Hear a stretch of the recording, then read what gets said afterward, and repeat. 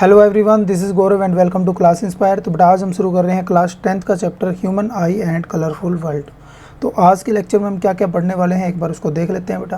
तो सबसे पहले यहाँ पर हम बात करें बेटा ह्यूमन आई की, उसके बाद power of accommodation, defect of vision जिसके अंदर बात करें बेटा मायोपिया की, हाइपरमेट्रोपिया की, प्रेसबायोपिया की और एक्सट्रीमेशन की। और उसके बाद हम पढ़ेंगे बेटा प्रिज्म के बारे में और प्रिज्म कैसे वर्क करता है। उसके बाद dispersion of white light by glass prism, उसके बाद formation of rainbow, atmospheric refraction जिसमें हम बात करेंगे बेटा ट्विंकलिंग ऑफ स्टार की, advance sunrise and delay sunset की, Tyndall effect, why is the colour of sky blue, और जितने भी टॉपिक्स से रिलेटेड है वो सारे सारे हम यहाँ पर कवर करेंगे। तो चलिए सबसे पहले हम बात करते हैं बेटा यहाँ पर ह्यूमन आई की। तो ह्यूमन आई, तो यदि हम ह्यूमन आई का जो है डायग्राम देखें तो ये हमारा जो है डायग्राम है बेटा ह्यूमन आई का। और इसमें जो फ्रंट का जो पार्ट होता है उसको हम बोलते हैं बेटा कॉर्निया। तो जो हमें दिखाई देता है सामने से उसको हम क्या बोलते हैं बेटा कॉर्निया। तो लाइट सबसे पहले जब एंटर करती है वो किसके थ्रू करती है बेटा कॉर्निया के थ्रू ही जो है लाइट हमारी आइज़ के अंदर क्या करती है एंटर करती है। उसके बाद जो नेक्स्ट पार्ट आता है दैट इज़ आइरिस। अब ये आइरिस क्या होती है बेटा, आइरिस एक तरह से कर्टेन है, पर्दे हैं जो क्या करते हैं ये प्यूपिल के साइज़ को रेगुलेट करते हैं। तो आइरिस कहाँ पे दिख रहा है बेटा, ये जो कलर्ड जो होता है आई का वो क्या होता है बेटा आइरिस होता है, वो क्या होती है आइरिस होती है। और बीच का जो हमें डॉट सा दिख रहा है ब्लैक कलर का इसको हम क्या बोलते हैं बेटा प्यूपिल, इसको हम क्या बोलते हैं प्यूपिल। अब आइरिस ही क्या करती है, यही रेगुलेट करती है कि प्यूपिल का साइज़ बड़ा होगा या छोटा होगा। तो जब भी हम जो है ब्राइट लाइट में या सनलाइट के अंदर जाते हैं तो प्यूपिल का साइज़ जो है बेटा क्या हो जाता है छोटा हो जाता है। और जब भी हम किसी डार्क जो है रूम में जाते हैं तो उस केस में हमारा जो प्यूपिल का साइज़ है वो कैसा हो जाता है बेटा बड़ा हो जाता है।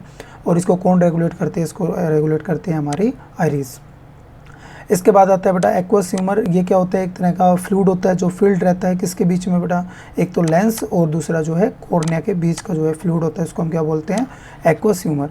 ऐसे जो तो बेटा विट्रस ह्यूमर होता है ये कहाँ पर होता है, ये होता है हमारा रेटिना और लेंस के बीच का जो लिक्विड होता है उसको हम या लिक्विड कह सकते हैं या इसको जेली लाइक सब्सटेंस होता है जिसको हम क्या बोलते हैं बेटा विट्रस ह्यूमर बोलते हैं। इसके बाद नेक्स्ट आता है बेटा क्रिस्टलाइन लेंस। ये लेंस होता है जो कौन सा लेंस होता है बेटा, एक कॉन्वेक्स लेंस होता है। कैसा लेंस होता है, कॉन्वेक्स लेंस होता है। और ये लेंस कैसा होता है बेटा क्रिस्टलाइन, इसका साइज़ जो है वो चेंज हो सकता है। और इसका साइज़ कौन चेंज करता है बेटा, इसका साइज़ चेंज करती हैं सिलरी मसल्स।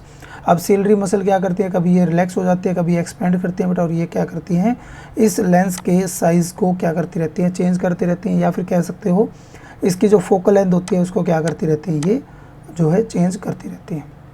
फोकल लेंथ को चेंज कैसे करती है, जब भी हम पास के ऑब्जेक्ट को देखते हैं तो लेंस जो हमारा वो क्या हो जाता है बेटा, ये जो है बीच में से ये जो है थिक हो जाता है और थिक होने की वजह से हम जो है ऑब्जेक्ट को देख पाते हैं। लेकिन जब हम किसी दूर के ऑब्जेक्ट को देखते हैं उस केस में जो है सिलरी मसल इस लेंस को कैसे बना देती है बेटा, थिन बना देती है, पतला हो जाता है और हम दूर के ऑब्जेक्ट को भी ईजिली देख पाते हैं। तो ये जो लेंस होता है ये हमारा क्या होता रहता है बेटा चेंज होता रहता है, इसका साइज़ जो है वो क्या होता रहता है चेंज होता रहता है। इसके बाद नेक्स्ट आता है बेटा रेटिना। रेटिना के ऊपर ही जो है इमेज हमारी फॉर्म होती है। और इमेज जो होती है ऑलवेज कैसी होती है बेटा, यदि हमारे सामने ऑब्जेक्ट जो है वो इरेक्ट है तो इसके इमेज जो है होती है बेटा वो कैसी बनेगी, इन्वर्टेड बनेगी। इसकी इमेज कैसी बनेगी, यहाँ पर इन्वर्टेड बनेगी। अब रेटिना क्या करता है बेटा, यहाँ पर कोन सेल होती है, रोड सेल होती हैं जो क्या करती हैं लाइट को जो है डिटेक्ट करती हैं और उसको इलेक्ट्रिकल सिग्नल में बदल कर और ऑप्टिकल नर्व के थ्रू क्या करती है बेटा ये इसको ट्रांसमिट करती है कहाँ तक, हमारे ब्रेन तक। और हमारा ब्रेन जो है फिर ऑब्जेक्ट को हम जो है मैनिपुलेट करके उसको हम देख पाते हैं कि ऑब्जेक्ट क्या है। तो ये पूरा जो प्रोसेस है ये हमारी आइज़ का रहता है। और यहाँ पर दो तीन चीज़ें हमें और याद रखनी बेटा, कॉर्निया जो है कॉर्निया आफ्टर डेथ जो है इसको हम डोनेट कर सकते हैं और कॉर्निया का ही जो है डोनेशन होता है। डोनेट हम जब करते हैं जो किसका डोनेशन होता है बेटा, कॉर्निया का डोनेशन होता है। इसके बाद नेक्स्ट जो यहाँ पर हमें समझना बेटा, यहाँ पर रेटिना के ऊपर दो टाइप के सेल होते हैं, इसको एक को हम बोलते हैं बेटा कोन सेल और एक को बोलते हैं हम रोड सेल। कोन सेल होते हैं बेटा जिसकी वजह से हम जो है कलर्स को डिटेक्ट कर सकते हैं, कलर्स को डिटेक्ट कर पाते हैं, that is because of cone cell. और रोड सेल होती है बेटा जो क्या करती हैं लाइट की इंटेंसिटी को, लाइट की जो इंटेंसिटी होती है उसको डिटेक्ट करने में, इंटेंसिटी को डिटेक्ट करने में कौन हेल्प करती है, हमारी रोड सेल। और एक यहाँ पर होता है बेटा ब्लाइंड स्पॉट, जहाँ पर जो है जहाँ से ये ऑप्टिकल नर्व जहाँ से एंटर करते हैं बेटा इस पॉइंट को हम क्या बोलते हैं ब्लाइंड स्पॉट। तो ये सारी चीज़ें जो है हमें याद रखनी बेटा। इस आई के स्ट्रक्चर से रिलेटेड है। इसके बाद नेक्स्ट हमारा जो है वो है पावर ऑफ एकोमोडेशन। तो पावर ऑफ एकोमोडेशन क्या होता है बेटा? It is the ability of the eye lens to adjust its focal length. तो फोकल लेंथ जो है वो चेंज होती रहती है आईज की। जब भी हम पास के ऑब्जेक्ट को देखते हैं या दूर के ऑब्जेक्ट को देखते हैं तो उस केस में क्या होता है बेटा, हमारे जो आई लेंस है उसकी फोकल लेंथ क्या होती रहती है? चेंज होती रहती है। और इसी एबिलिटी को हम क्या बोलते हैं? पावर ऑफ एकोमोडेशन बोलते हैं। अब ये इसको कौन एडजस्ट करता है या कौन इसको चेंज करता है? इसको चेंज करती है बेटा हमारी ये सिलरी मसल। सिलरी मसल क्या करती हैं? इसके शेप को जो है या फिर कह सकते हो इनकी फोकल लेंथ को क्या करती रहती है? चेंज करती रहती है। इसके बाद है बेटा minimum distance at which object can seen most distinctly without strain. तो बिल्कुल नॉर्मल आई से हम कितने डिस्टेंस तक बिल्कुल ईजिली देख सकते हैं उसको हम बोलते हैं बेटा नियर पॉइंट। और नियर पॉइंट कितना होता है? 25 सेंटीमीटर। कितना होता है बेटा? 25 सेंटीमीटर। इसके बाद है तो बेटा फारथेस्ट पॉइंट या फिर कह सकते हो जो फार पॉइंट होता है हमारी आई का, दूर से दूर कितनी दूर तक हम ऑब्जेक्ट को देख सकते हैं, that is distance is infinity. तो इन्फिनिटी हमारा डिस्टेंस होता है जहाँ पर हम ऑब्जेक्ट को देख सकते हैं। तो पास का पॉइंट कितना होगा? 25 सेंटीमीटर। और दूर का पॉइंट कौन सा होगा बेटा? इन्फिनिटी होगा। इसके बाद है डिफेक्ट ऑफ विजन्स। तो हमारी आइज़ के अंदर कुछ ये बेसिकली डिजीज़ नहीं है, दे आर डिफेक्ट्स। तो डिफेक्ट कौन कौन से होते हैं बेटा? एक होता है मायोपिया, एक होता है हाइपरमेट्रोपिया, प्रेस बायोपिया और एक्सट्रीमेशन। तो सबसे पहले हम बात करते हैं बेटा मायोपिया की, या फिर कह सकते हैं इसको शॉर्ट साइटेडनेस। तो मायोपिया देखिए बेटा एक छोटा सा जो है लेटर से बना हुआ है मायोपिया। तो इसमें कितने वर्ड आ रहे हैं बेटा? 1 2 3 4 5 6 वर्ड आ रहे हैं। तो ये क्या होता है बेटा? शॉर्ट साइटेडनेस होती है। क्या होती है कि शॉर्ट साइटेडनेस। इसको याद रखना है बेटा। इसमें कितने लेटर आ रहे हैं? 6। और इसके रिस्पेक्ट में यदि हम हाइपरमेट्रोपिया में देखें तो इसमें लेटर ज़्यादा हैं। तो इसका मतलब इस केस में क्या होगा? यदि हम मायोपिया की बात करते हैं, मायोपिया के अंदर क्या करते हैं हम? पास के ऑब्जेक्ट को ईजिली देख पा रहे हैं लेकिन दूर के ऑब्जेक्ट को हम ईजिली नहीं देख पाते हैं। तो इसमें फार पॉइंट जो है ऑब्जेक्ट, हमारी आई का जो फार पॉइंट है वो शिफ्ट हो जाता है बेटा कहाँ पर? इन्फिनिटी से किसी एक फाइनाइट डिस्टेंस तक। वैसे हमें पता है हमारा जो फार पॉइंट क्या होता है? इन्फिनिटी होता है। लेकिन यदि इन्फिनिटी से ये जो फार पॉइंट है किसी एक पर्टिकुलर पॉइंट पर या पर्टिकुलर डिस्टेंस पर आकर शिफ्ट हो जाए तो इस डिफेक्ट को हम क्या बोलते हैं बेटा? मायोपिया बोलते हैं। और ये होता क्यों है? इसके कई सारे रीजन हो सकते हैं बेटा। तो इस केस में रीजन क्या होता है बेटा कि हमारी जो इमेज है वो कहाँ पे बनती है बेटा? ये रेटिना के आगे बनती है। रेटिना से आगे जो है इमेज बनती है, रेटिना के आगे इमेज बनती है। तो यहाँ पर जो इमेज बनी वो कैसे होगी? ब्लर्ड होगी। तो इसलिए हमें दूर का जो ऑब्जेक्ट है वो कैसे दिखेगा? ब्लर्ड दिखेगा। इसके बाद बेटा इसके क्या क्या कोजेज़ होते हैं? कोजेज़ क्या क्या रहेंगे?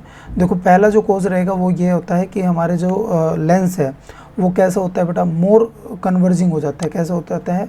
मोन कन्वर्जिंग हो जाता है, या कह सकते हो ये थिक हो जाता है। बीच में से क्या हो जाता है बेटा? थिक हो जाता है। तो इसकी फोकल लेंथ क्या हो जाएगी? डिक्रीज़ हो जाएगी। और फोकल लेंथ डिक्रीज़ हो जाएगी तो यहाँ पर इमेज जो इसको कहाँ पर बनानी थी बेटा? रेटिना पे इमेज नहीं बना पाएगा। तो ये रेटिना से आगे इमेज बनाएगा, इस वजह से हम ऑब्जेक्ट को नहीं देख पाते हैं। इसके बाद दूसरा रीज़न क्या हो सकता है बेटा? यदि हमारी जो आई बाल है, आई का साइज़ जो है वो टाइम के साथ क्या हो जाए? बढ़ जाए। तो उस केस में भी क्या हो जाता है बेटा? हमें मायोपिया हो जाता है। तो इस केस में जो है ऑब्जेक्ट की जो इमेज होती है वो कहाँ पे बनती है बेटा? रेटिना से आगे बनती है। इसके बाद है कि इसको कैसे करेक्ट किया जा सकता है, इसको कैसे ठीक कर सकते हैं हम। तो इसको ठीक करने के लिए हम क्या कर सकते हैं बेटा? इसको ठीक करने के लिए हम यूज़ करते हैं बेटा एक कनकेव या फिर कह सकते हो डाइवर्जिंग लेंस। और ये जो डाइवर्जिंग लेंस लेंगे और इसकी एक प्रॉपर जो है हमें क्या कैलकुलेट करनी पड़ेगी? Focal length. जिस फोकल लेंथ का हमें क्या लेना पड़ेगा? जो है कनकेव लेंस लेना पड़ेगा। तो इसकी फोकल लेंथ को हम कैलकुलेट कर सकते हैं। कैसे कैलकुलेट कर सकते हैं बेटा? देखो हमें ऑब्जेक्ट को देखना है, जो ऑब्जेक्ट कहाँ पे रखा हुआ है? इन्फिनिटी पर। तो यू हमारा जो है कहाँ पर है? इन्फिनिटी पर। तो यू हमारा कहाँ पर है बेटा? यू एट माइनस इन्फिनिटी पर, जिस ऑब्जेक्ट को हम देखना चाहते हैं। लेकिन मायोपिया के अंदर क्या होता है कि जो हमारा इन्फिनिटी पे जो हम ऑब्जेक्ट को देख पा रहे हैं वो पॉइंट हमारा कहाँ पे शिफ्ट हो जा रहा है? एक पर्टिकुलर डिस्टेंस एक्स पर जाकर क्या हो जा रहा है बेटा? शिफ्ट हो जा रहा है। मतलब एक्स पॉइंट पर कोई ऑब्जेक्ट रखा होगा तो वो हमें दिखाई देगा। तो हमारे पास जो है इमेज कहाँ पे बननी चाहिए बेटा? यदि वी इमेज हमारे पास कहाँ पर बन जाए? माइनस एक्स पे बन जाए तो हमें वो ऑब्जेक्ट दिखेगा। तो हमें यहाँ पर फाइंड आउट करनी है उसकी फोकल लेंथ। किसकी फोकल लेंथ बेटा? इस जो है लेंस हमने जो यूज़ किया यहाँ पर कनकेव लेंस, इसकी क्या फोकल लेंथ लें कि उसकी इमेज जो है हमारी कहाँ पर बने? माइनस एक्स डिस्टेंस पर बने, जो कि हमारा क्या है? ये मायोपिक आई का जो है फार पॉइंट हमारा जो बन चुका है, इस पॉइंट पर जो है यदि इमेज बन जा रही है तो उसको हम देख पाएंगे। तो ये फोकल लेंथ हमें क्या करनी है, फाइंड आउट करनी है। तो कैसे करेंगे बेटा, हम यहाँ पर यूज़ करेंगे लेंस फार्मूला। लेंस फार्मूला क्या होता है, 1/v minus 1/u is equal to 1/f।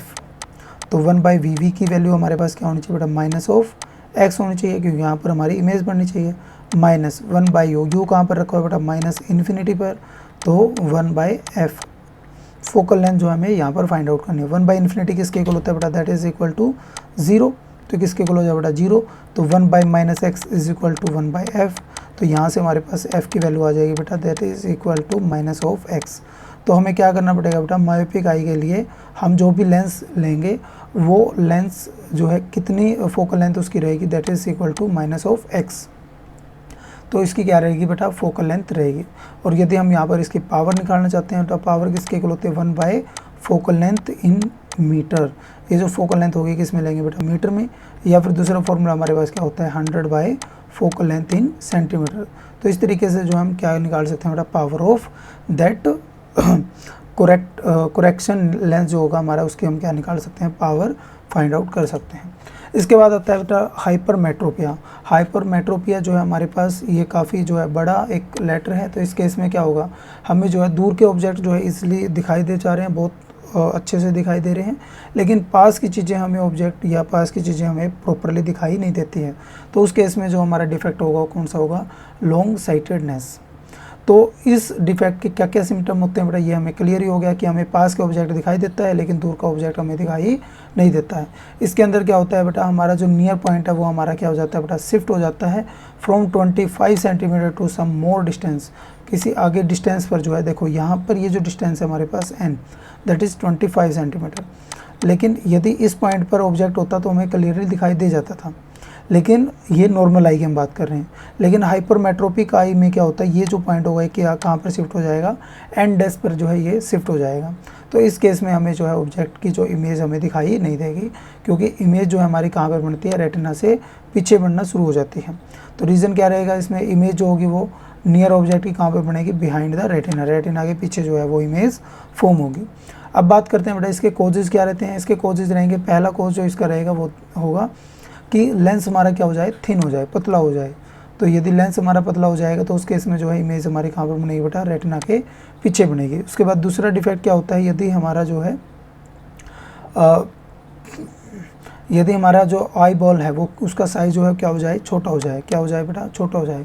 या फिर कह सकते हो ये जो है हमारा आईज का जो शेप है वो कैसे हो जाए, ओवल हो जाए, क्या हो जाए बेटा, ओवल हो जाए, अंडे जैसी शेप हो जाए। तो उस केस में भी क्या होगा, हमारा जो है जो रेटिना है वो कहाँ पर शिफ्ट हो जाएगा बेटा, आगे शिफ्ट हो जाएगा और इमेज हमारी कहाँ पर बनेगी, पीछे बनेगी। तो इस केस में भी हमें जो है क्लियरली विजिबल नहीं होता है।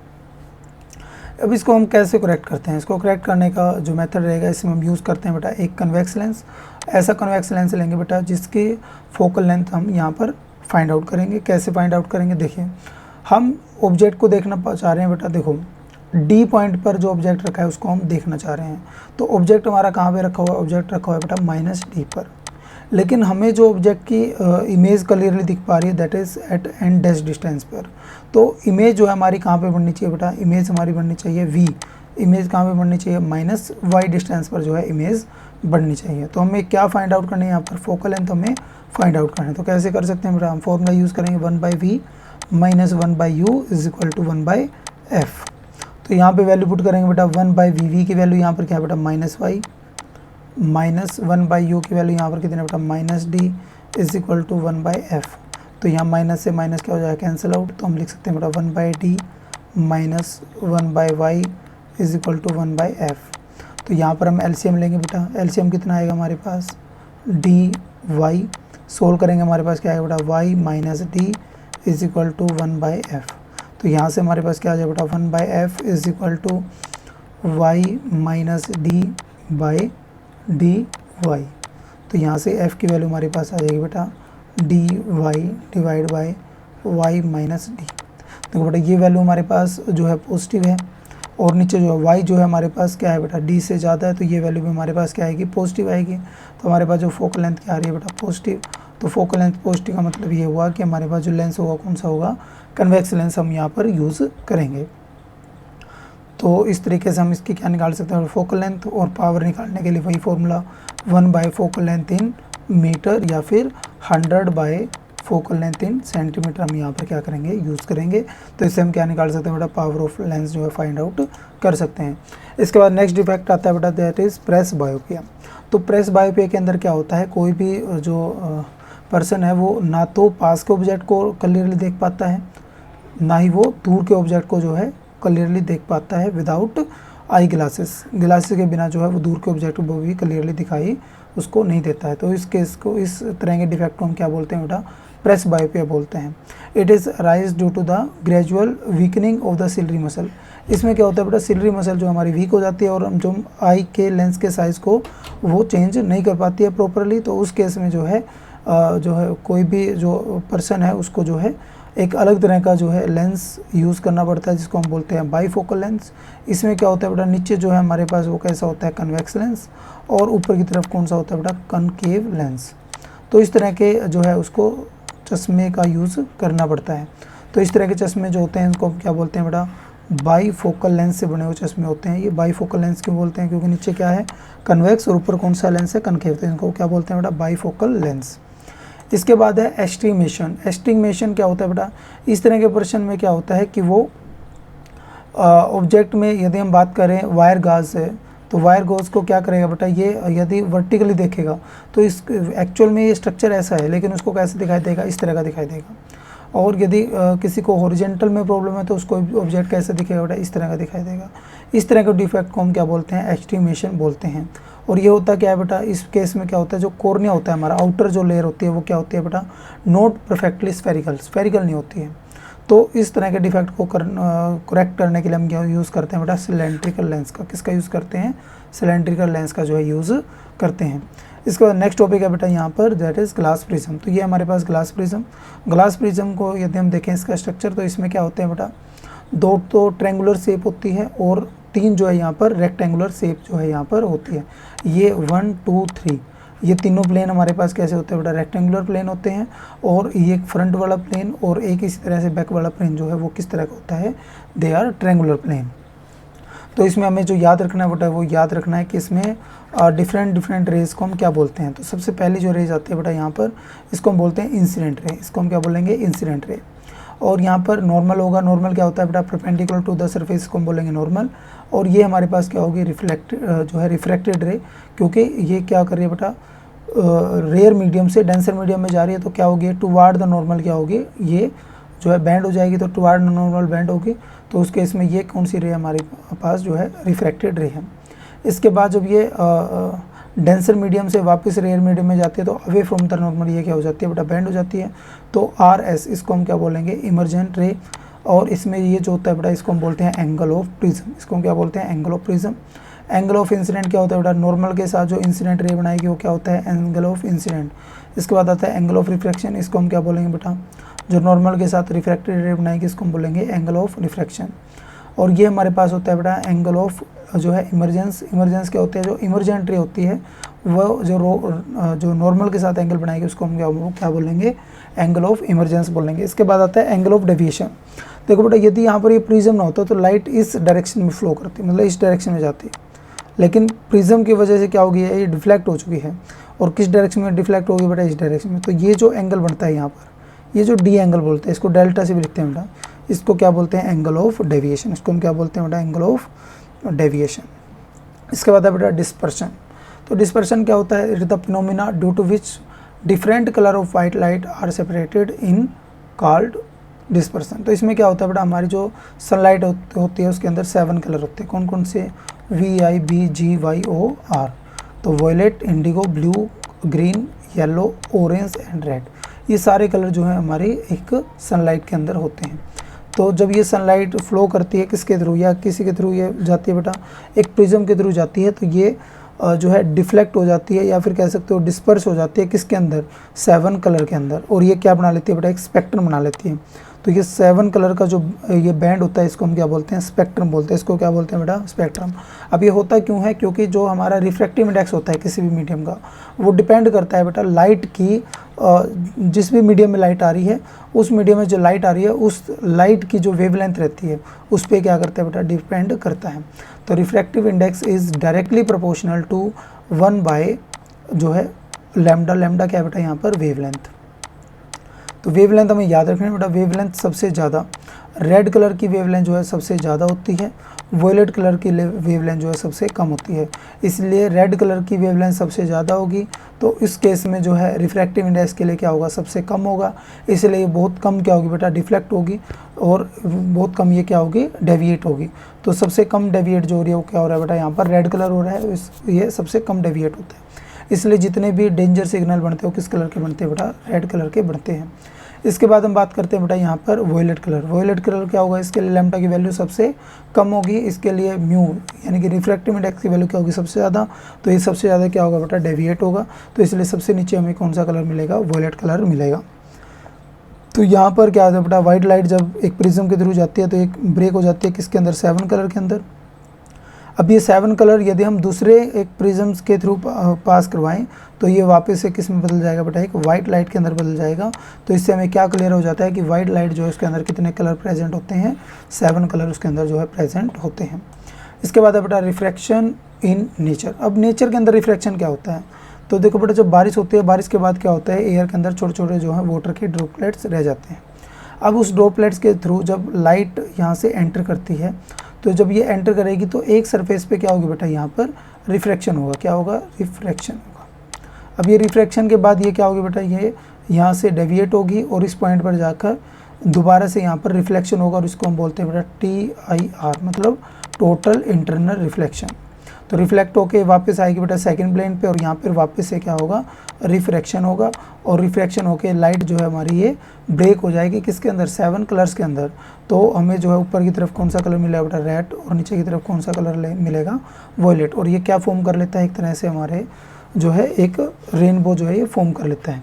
इसके लिए कंडीशन यहाँ पे रहती है बेटा, ऑलवेज रेनबो तभी बनेगा जब हमारा जो है ऑब्जर्वर जो है जब यहाँ से देख रहा होगा इसको, तो सन जो है उसके क्या होना चाहिए बेटा, बैक साइड में होना चाहिए, तभी हमें रेनबो दिखाई देगा, अदरवाइज रेनबो हमें दिखाई नहीं देगा।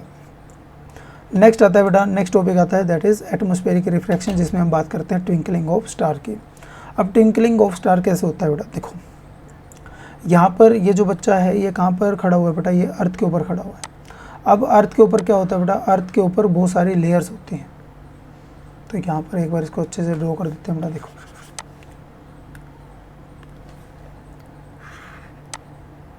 यहाँ पे ऐसे एक लेयर्स होती हैं, और ये लेयर किसकी है बेटा, ये लेयर है एयर की। तो यहाँ पर जो एयर है, ऊपर की तरफ जो एयर है वो कैसी है बेटा, रेयर है, रेयर मीडियम ना है। और नीचे की तरफ जाते जाएंगे तो जो है एयर कैसी हो जाएगी बेटा, डेंसर होती जाएगी, मतलब जो है डेंसिटी इसकी बढ़ती जाएगी, एयर जो है ऑप्टिकली क्या होती जाएगी, डेंसर होती जाएगी। तो जब लाइट जो है स्टार से आती है और ये जब एक मीडियम से मतलब एक एयर के लेयर से जब टकराएगी तो ये बैंड होगी, बैंड होगी तो दोबारा दूसरी लेयर से टकराएगी, यहाँ पर फिर बैंड होगी, फिर बैंड होगी। बैंड होते होते जब ये ऑब्जर्वर की आइज़ तक पहुँचेगी, लेकिन हम जब उसको देखेंगे तो ऑब्जर्वर तभी लाइट को देख पा रहे हैं बेटा जहाँ से लाइट आ रही होगी ऑब्जेक्ट हमें वहीं पर दिखाई देता है। तो लाइट एक्चुअल में हाँ कहाँ से रही थी, स्टार से, जो एक्चुअल में पोजीशन थी इसकी। लेकिन जब लाइट आते आते बैंड होते होते हमारी आइज़ तक पहुँचती है, लेकिन जहाँ से लाइट हमारी आइज़ तक पहुँचती है हमें ऑब्जेक्ट कहाँ पे दिखता है बेटा, उसी की साइड में जो हमें ऑब्जेक्ट दिखाई देगा। तो हमें ऑब्जेक्ट कहाँ पर दिखता है, स्टार यहाँ पर दिखता है, लेकिन एक्चुअल में स्टार यहाँ पर नहीं होता। स्टार होता है इस पॉइंट पर, लेकिन हमें दिखता है इस पॉइंट पर। ये हमारी स्टार की जो है एपरेंट पोजीशन है और ये हमारे स्टार की क्या है, रियल पोजीशन है। तो इस तरह से जो है ये बार बार अपनी पोजीशन को क्या करता रहता है बेटा, शिफ्ट करता रहता है। इसी वजह से जो है हमें स्टार जो है ट्विंकलिंग करते हुए, टिमटिमाते हुए दिखाई देते हैं, लेकिन एक्चुअल में ऐसा नहीं है, वो स्टैटिक हैं, रुके हुए हैं। लेकिन हमें इस रिफ्रैक्शन की वजह से, कौन सा रिफ्रैक्शन बेटा, एटमॉस्फेरिक रिफ्रैक्शन की वजह से वो कैसे दिखते हैं, ट्विंकलिंग करते हुए दिखाई देते हैं। तो नेक्स्ट एक क्वेश्चन यहाँ पर राइज होता है बेटा, यदि स्टार जो है ट्विंकलिंग करते हैं तो प्लेनेट जो हैं वो ट्विंकलिंग क्यों नहीं करते हैं। तो इसके दो रीज़न है बेटा। एक पहला रीज़न तो ये है कि जो प्लेनेट हैं एज़ कम्पेयर टू स्टार काफ़ी कम डिस्टेंस पे है। स्टार जो है काफ़ी दूर डिस्टेंस पे हैं, लेकिन प्लैनेट जो है उनके कंपैरिजन में कम डिस्टेंस पे हैं। दूसरा यहाँ पर जो है प्लैनेट्स की अपनी कोई लाइट नहीं होती है। प्लैनेट क्या करते हैं बेटा, रिफ्लेक्ट करते हैं। प्लैनेट क्या करते हैं, सनलाइट जब उनके ऊपर इंसिडेंट होती है उसी को क्या करते हैं, वो रिफ्लेक्ट करते हैं। तीसरा जो इसका जो रीज़न ये रहता है कि जो प्लैनेट होते हैं बेटा उनका कोई एक पॉइंट सोर्स नहीं है, क्योंकि पास में हमें प्लैनेट बड़े दिखते हैं, तो बड़े में क्या होगा, बहुत सारे यहाँ पर जो है लाइट के छोटे छोटे क्या होंगे, सोर्स होंगे। तो एक टाइम पर जब मान लो एक पॉइंट ये क्या कर रहा है बेटा, इसकी पोजीशन हमें यहाँ पर दिख रही है, लेकिन इसी पॉइंट पर किसी दूसरे पॉइंट की हमें क्या कर रही होगी बेटा, पोजीशन, अपरेंट पोजीशन यहाँ पे दिख रही होगी। तो ओवरऑल जब हम इसको पूरे को देखते हैं तो हमें ये टिमटिमाता हुआ दिखाई नहीं देता है। इसके रिस्पेक्ट में यदि हम देखें स्टार को, तो स्टार के केस में क्या होता है, स्टार एक पॉइंट सोर्स है, खुद क्या है, एक पॉइंट सोर्स है।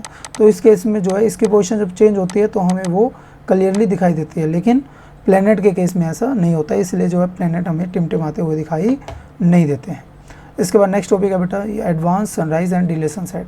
अब होता क्या है, हम ऑब्जेक्ट को तभी देख पाते हैं जब ऑब्जेक्ट हमारे सामने होता है।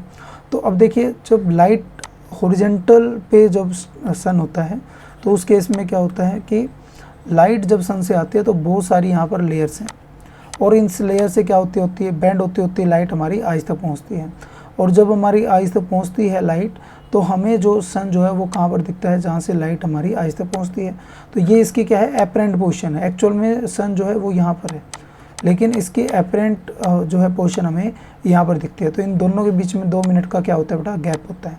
2 मिनट का गैप जो है सनराइज़ के टाइम पे, और 2 मिनट का जो गैप होता है वो कहाँ पर रहता है बेटा, सन सेट के टाइम पे हमें दिखाई देता है।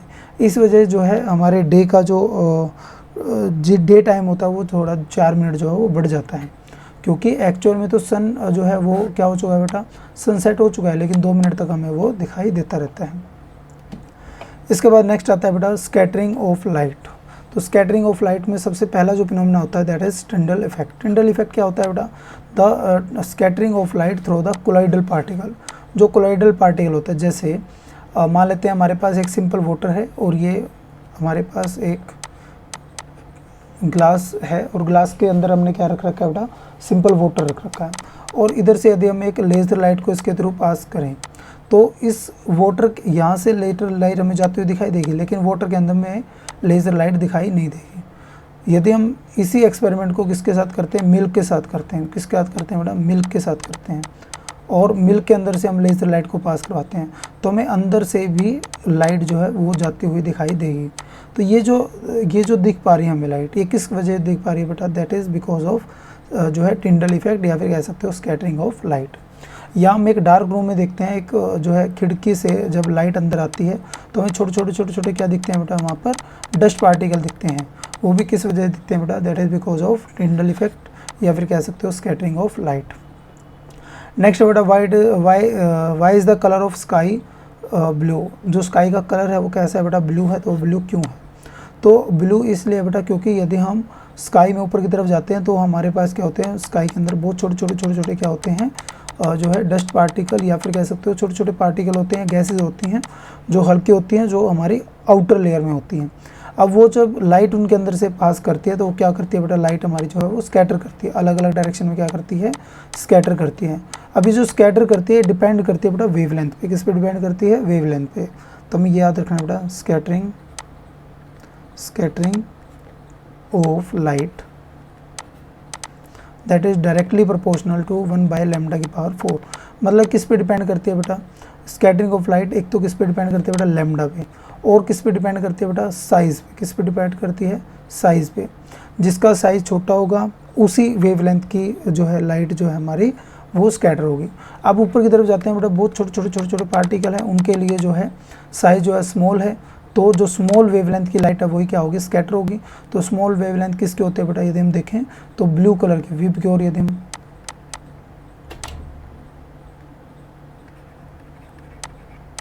विबग्योर के अंदर जो है ब्लू कलर की क्या होती है, शॉर्ट वेवलेंथ होती है, तो इसलिए हमें स्काई कैसे दिखती है बेटा, शॉर्ट जो है ब्लू कलर की हमें स्काई जो है वो दिखाई देती है। इसके बाद कुछ क्वेश्चन हो रहे हैं बेटा यहाँ पर। यदि हम बात करें पैसेंजर जो होते हैं, जो फ्लाई करते हैं या हाई एल्टीट्यूड पे जो होते हैं, तो उनके जो है स्काई जो कैसी दिखती है बेटा, डार्क दिखती है। क्यों दिखती है? क्योंकि आउटसाइड में कोई भी एटमॉस्फेयर नहीं है, तो एटमॉस्फेयर नहीं होगा तो स्कैटरिंग नहीं होगी, स्कैटरिंग नहीं होगी तो हमें कोई भी वेवलेंथ की जो लाइट है वो स्कैटर नहीं करेगी, स्कैटर नहीं करेगी तो हमें क्या दिखेगा वहाँ पर, डार्क जो है वहाँ पर दिखेगा। तो ब्लैक कलर जो है वहाँ पर दिखता है या डार्क वहाँ पर दिखता है। इसके बाद एक और क्वेश्चन आता है बेटा, जो क्लाउड्स होते हैं वो कैसे दिखते हैं बेटा, वाइट दिखते हैं। क्लाउड वाइट क्यों होते हैं? अब क्लाउड वाइट इसलिए होते हैं क्योंकि ये किसके बने होते हैं बेटा, वाटर मॉलिक्यूल के। और वाटर मॉलिक्यूल का साइज़ क्या होता है, बड़ा होता है। साइज़ बड़ा होगा तो ये क्या करेंगे बेटा, सारे कलर की लाइट को ही क्या करेंगे जो है क्या करेंगे, रिफ्लेक्ट करेंगे। और जब सारी लाइट जो है यानी कि विव की ओर पूरा क्या होगा बेटा, रिफ्लेक्ट होगा, तो विव की ओर की वजह से हमें कैसी दिखती है बेटा, वाइट लाइट दिखती है। तो इसलिए जो है क्लाउड्स का कलर कैसा होता है, वाइट होता है। वट यू हैव लर्न, तो आपने क्या क्या सीखा बेटा। सबसे पहले हमने यहाँ पर पढ़ा आई का स्ट्रक्चर हमने पढ़ा बेटा। उसके बाद हमने पढ़ा एकोमोडेशन ऑफ आई क्या होती है। उसके बाद नियर पॉइंट हमने पढ़ा बेटा 25 सेंटीमीटर, फार पॉइंट हमने पढ़ा इन्फिनिटी। इसके बाद हमने पढ़ा बेटा मायोपिया, जिसको हम शॉर्ट साइटेडनेस पढ़ते हैं। मायोपिया में एक छोटा वर्ड है इसके अंदर, इसका मतलब क्या हुआ, हमें पास की चीज़ें क्लियरली दिखाई देती हैं, दूर की चीज़ें हमें क्लियरली दिखाई नहीं देती हैं। इसको कैसे करेक्ट करते हैं, इसको करेक्ट करने के लिए हम कौन सा लेंस यूज़ करते हैं बेटा, कनकेव लेंस यूज़ करते हैं। इसके बाद आता है नेक्स्ट हाइपरमेट्रोपिया। हाइपरमेट्रोपिया किसकी वजह से होता है बेटा, इसके अंदर जो है हमें दूर की चीज़ें वो क्लियरली दिखाई देती है, लेकिन पास की चीज़ें क्लियरली दिखाई नहीं देती हैं। तो इसको हम कैसे करेक्ट करते हैं, इसके लिए हम यूज़ करते हैं बेटा कन्वेक्स लेंस का। और इसके बाद हमने बात करी बेटा जो है स्प्लिटिंग ऑफ वाइट लाइट, जिसको हम डिस्पर्शन ऑफ लाइट बोलते हैं। इसके बाद हमने पढ़ा स्कैटरिंग ऑफ लाइट, और इसकी वजह से जो है स्काई का कलर कैसा होता है, ब्लू होता है। Now the question for you, change in focal length of an eye lens is caused by the action of. तो जो फोकल लेंथ चेंज होती है बेटा आई लेंस की, वो किसकी वजह से होती है, इसका आंसर आपने कमेंट सेक्शन में करना है। यदि आपको ये लेक्चर अच्छा लगा है तो डू लाइक एंड सब्सक्राइब और यूट्यूब चैनल। Thank you.